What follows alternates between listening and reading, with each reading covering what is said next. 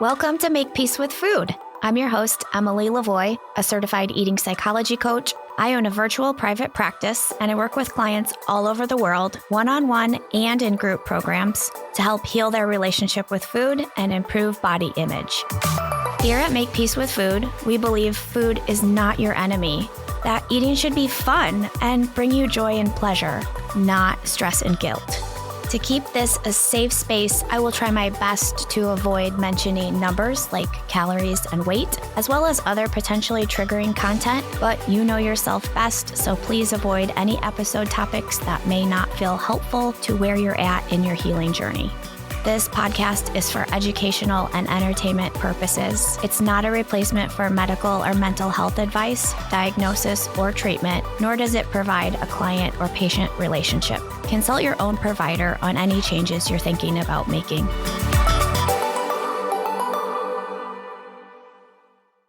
Today's episode is brought to you by my one-on-one coaching. If you're curious about becoming a client and want to learn more about what it looks and feels like to receive support in healing your relationship with food and improving your body image, go to my website, emily-lavoie.com, to schedule a free 30-minute Zoom consultation. Welcome to episode 1. I'm so excited to have you here. And the topic that I want to discuss today really has to do with kind of why so many of us are struggling with food and so many of us are struggling with negative body image. Why are we all struggling with these things? So what I'm really discussing is a little bit about what these challenges are rooted in and what is causing us to have negative relationship with food or unwanted eating habits and poor body image. You may or may not have noticed that our culture seems to have an obsession with thinness, almost like thinness gets worshipped. And so many people have tried and tried and tried for years, if not decades, to go on diets. People pursue intentional weight loss, and people restrict food and follow food rules in order to lose weight or achieve thinness.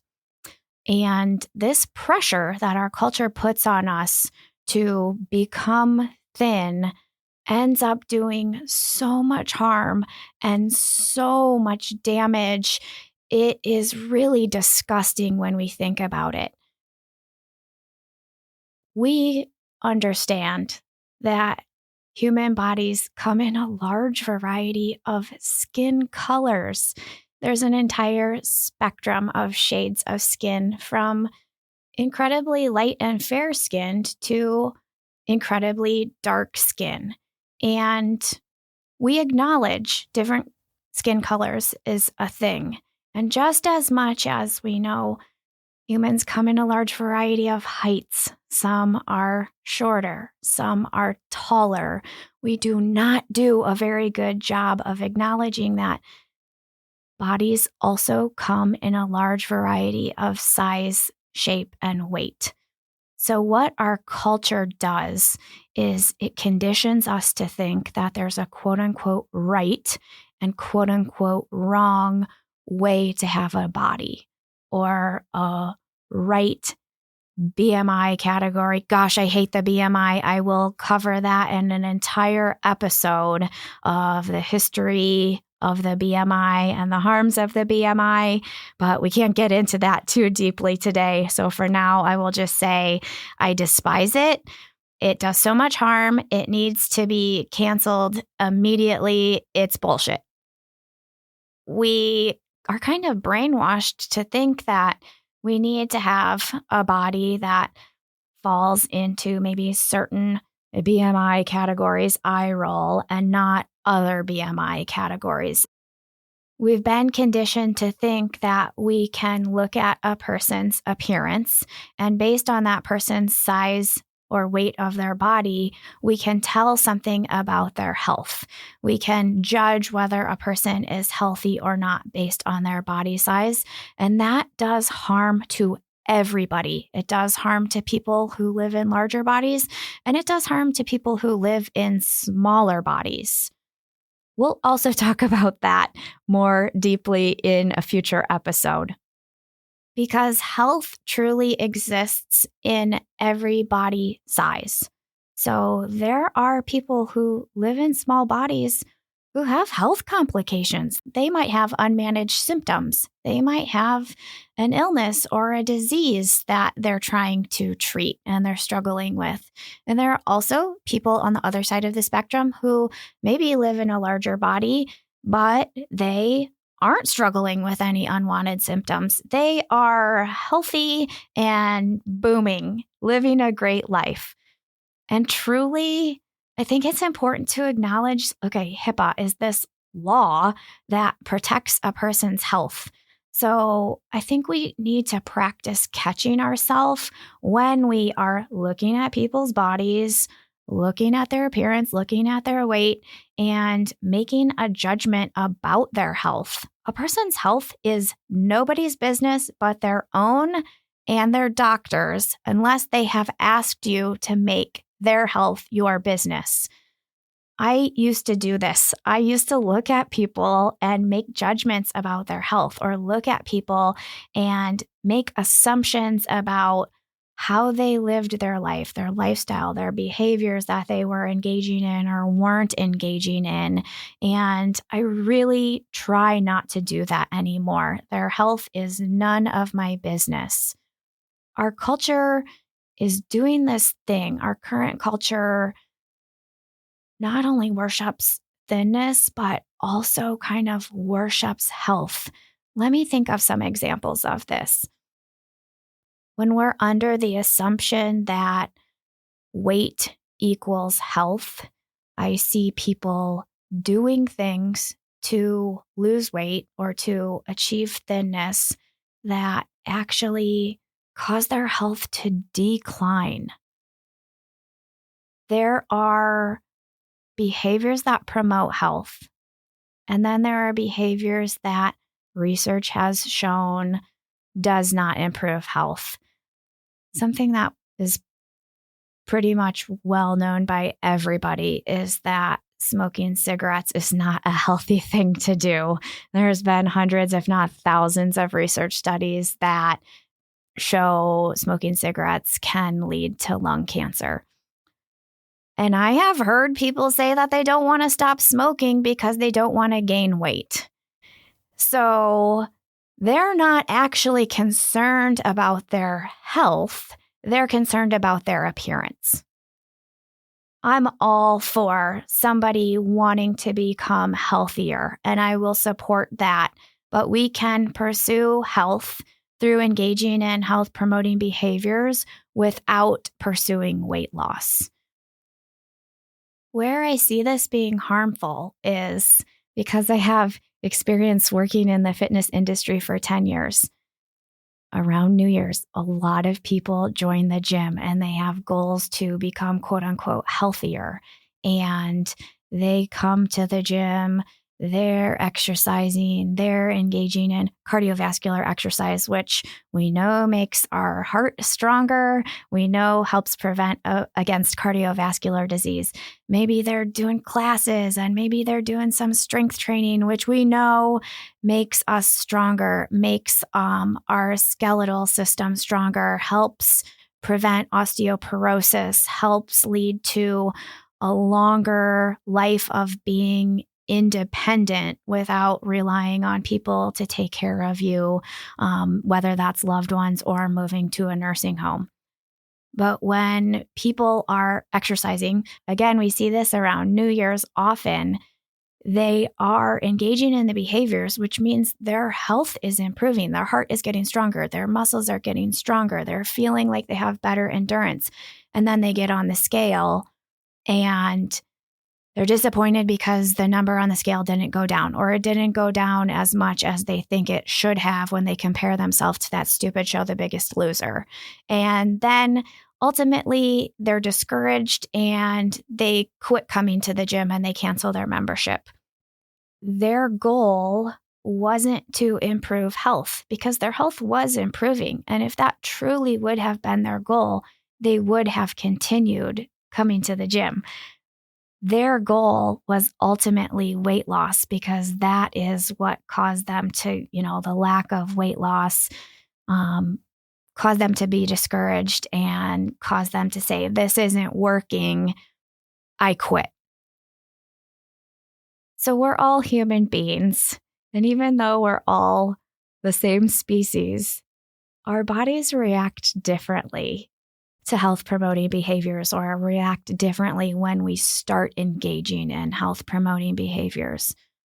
Some people start exercising or start eating more nutrient dense foods, and they prioritize getting enough high quality sleep, and they put energy into building healthier relationships and connecting with people more. Other people really focus on managing their stress better. Some people will put energy into improving their relationship with food in order to become healthier. So regardless of the health promoting behavior a person is engaging in, bodies react differently. Some people start these behaviors and maybe they do lose a little bit of weight. Other people engage in these behaviors and they don't lose the weight that they think they should have lost. There's a lot of different things that impact whether our body will lose weight, how it responds to health promoting behaviors, a whole long laundry list of things, such as dieting history, such as genetics. I could go on, and we can get deeper into that in the future. Everybody always wants to give the credit to weight loss. Oh my goodness, this makes me so mad. People always will be like, wow, I lost weight and I'm feeling so much better. My endurance is better. I am stronger. I am able to shovel my own driveway. I'm able to carry the laundry basket up the basement steps easier. And on and on and on about how I have more energy. And they always say it, and because of the weight loss. And it's like, wait, are you feeling like you have more endurance because you've been engaging in cardiovascular movement? So let's give the credit where the credit is due. Let's say maybe your endurance improved because you've been engaging in endurance activities. Let's say you feel stronger because you are doing strength training now, not because you lost weight. I'm so sick of weight loss getting the credit for every single reason why people feel better. So I hope you're starting to get an understanding in the ways our culture worships the pursuit of thinness and how damaging and harmful that can be to somebody's physical health. And I hope you're also starting to gain an understanding for ways in which people sometimes actually sacrifice their physical health in order to be thin. And those people often will say that they want to be healthier, but what they actually want is to be thin. So if we're engaging in behaviors such as eating less than enough is one of the most unhealthy things that we can do.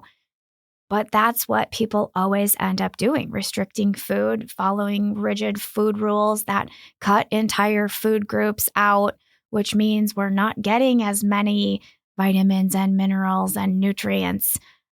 We're not eating to the point of satisfaction and physical fullness. So I hope you're understanding that what I'm really trying to do with this episode is untie this false idea that our weight is an indicator of our health. Those are two completely separate things. And I next want to move into calling out some of the lies that I commonly see clients believing. I myself probably have believed in some of these lies before I worked to heal my own relationship with food. So one lie I see all of the time is this idea that you'll be happier when you're thinner. And a lot of people have lost weight, gone on diets, they lose weight short term. The weight typically ends up coming back, if not more. We see that happening very often with intentional weight loss. And I truly think that if life was as magical and perfect as we're conditioned to believe it will be once we are thinner, if life was perfect because of thinness, that weight would be maintained. And I don't want you to think that you're a failure because you've gone on a diet and ended up gaining the weight back. I just want you to know that people who have lost weight still have problems. Thin people still have kids that don't behave themselves perfectly. Thin people still have to work to pay their mortgage. Thin people still have catastrophes that happen in their life. It's not like thinness is this thing that automatically protects you from every bad thing to happen. I also see clients putting things off in life, and this breaks my heart. So the way that this shows up is, once I finally have the body that I want, then I will fill in the blank. So once I finally have the body that I want, then we'll get our family portrait taken. Once I finally have the body that I want, then I'll plan the beach vacation and put on the bathing suit. Once I finally have the body I want, then I'll go for the promotion. Once I finally have the body I want, I'll start dating. Once I finally have the body I want, then I will feel comfortable in a wedding dress and being a bride. And it's almost like this perception or this idea that real life doesn't start until I achieve the weight that I want to be or achieve the appearance that I want my body to have. When truly, real life started the moment you were born. And all of these things that you are waiting to put off until you lose weight, you're wasting your life. It's sad the amount of time and energy and resources and thought space that people spend and ultimately waste pursuing weight loss when they can have a happy life now. They can do all of the things that they're putting off now. They can pursue health without pursuing weight loss.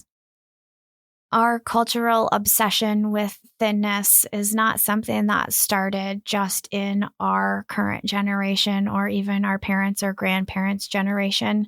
This has been going on for hundreds, if not thousands of years, and it's related to diet culture, which I will be defining in a very near future episode, as well as the history of our thin obsession. But before I can get into all of those deeper concepts, I kind of felt like it was important to lay a foundation today, and we'll continue laying this foundation for quite a while so that you get an understanding of some terms that I will commonly be using and you're grasping the definition of the term, and then we'll keep building on this foundation and eventually start talking about how all of these things impact our relationship with food, and how these things end up impacting our body image. I hope that some of the big takeaways from today is that weight and health are not one in the same thing, that healthy bodies come in all shapes and sizes, and that unhealthy bodies come in all shapes and sizes as well. There's some interesting research that is coming out where when they study people that happen to live in larger bodies and they're looking at their health, they're adjusting out and putting people into separate categories. So maybe a person who lives in a larger body and they don't engage in X, Y, and Z health promoting behaviors versus people who live in a larger body who do engage in X, Y, and Z health promoting behaviors, and they're categorizing people differently based on behaviors, not strictly body size. And we're seeing that, oh my goodness, when we look at behaviors, it does not matter as much as we thought it did about how much a person weighs. What really matters and what really impacts health is some of these behaviors that we choose to engage in or choose not to engage in. I also really hope that this conversation inspired you to take a mental note of things that you might be putting off doing for a later date until, I don't want to do this until I'm thinner, or I'd rather do this once I've lost the weight and finally have the body that I've always wanted. I challenge you between now and the next episode to figure out some of the things that you might be putting off doing until you lose weight, or things that you don't want to do until you have the perfect body. Figure out what it is that you can do and do it now. Don't wait. Life is passing you by and life is short. Thank you so much for tuning in. That's the show. Thanks so much for listening. If you enjoyed it, I'd be so grateful if you take a minute to follow or subscribe to the podcast and leave a rating and review on Apple, Spotify, or whatever podcast platform you're listening on. It helps others to find the podcast and continue spreading this important information to more people who need to hear it. This podcast is made possible by paid supporters at patreon.com/makepeacewithfood. They're truly what keep this show going so that I can pay my assistant, editor, producer, and allow me to keep sharing all of this content and doing this important and needed work with you all. Go to patreon.com/makepeacewithfood to sign up for as little as $3 per month. Make Peace with Food is hosted by me, Emily LaVoie. It's produced and edited by Jake Lamore at Pathfinder. Thank you so much for your support.